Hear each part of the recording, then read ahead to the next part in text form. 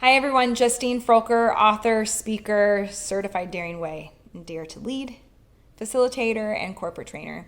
And it's our last week of our January series, The Courage to Speak Up. We've talked about, in the first week we talked about asking for what we want and need, and then we talked about speaking your whole truth, then we talked about speaking your feelings, then we talked about speaking up, not for people who have been silenced.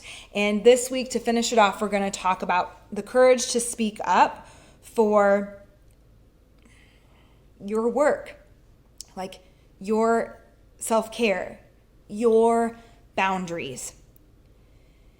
Should you choose to live a courageous, authentic, wholehearted life, walking in your sacred truth, flaws and all, you're going to screw it up. You're going to make mistakes. You're going to hurt people. And you're going to be face down on the arena floor, which means you've got to have a clarity of your values. You've got to have people that you can turn to for help when you're down on that arena floor. And you have got to have a discipline of this work of self-care and setting boundaries. I cannot give what I do not have. I cannot serve the world with my gifts if I have an empty well. I have to fill up my well first in order to love and lead well. So, in order to have the courage to walk out, to choose the courage to speak up in all of the ways that we have talked about this month, I've got to practice what I teach. I pour into myself first. I read, I write, I talk to people. I ask for help. I ask for what I want and need. I do something creative every day. I say no a lot. I don't do stuff I don't want to do anymore. I have boundaries because I can't give from an empty well. I can't. The biggest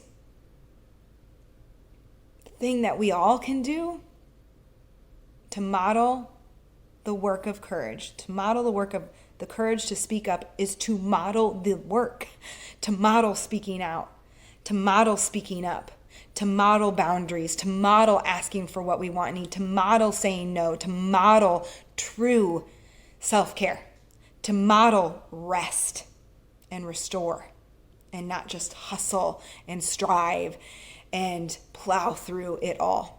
And so this last week, in order for you to ask for what you want and need, in order for you to walk out your full truth, in order for you to speak your feelings, to do the work of changing systems to make sure there's a seat at the table for everyone, you've got to take care of yourself.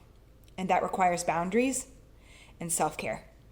I have a lot of resources on all of my platforms about self-care because frankly, it is what saved my life 7 years ago when we ended our infertility journey.